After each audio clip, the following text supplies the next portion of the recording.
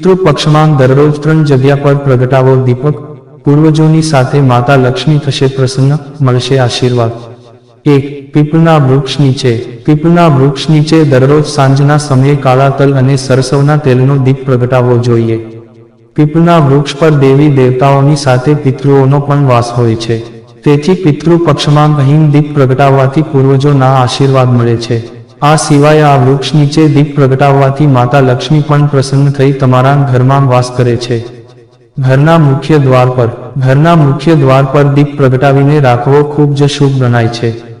આ શ્રાદ્ધ પક્ષમાં સાંજના સમયે અહીં દીપ પ્રગટાવીને રાખવાથી નકારાત્મક ઉર્જા દૂર થાય છે અને પૂર્વજો પ્રસન્ન થઈ આશીર્વાદ આપે છે. મુખ્ય દ્વારથી જ માતા લક્ષ્મીનો પણ પ્રવેશ થાય છે, તેથી શ્રાદ્ધ દરમિયાન આ સ્થાનને સાફ અને રોશન રાખવું જોઈએ.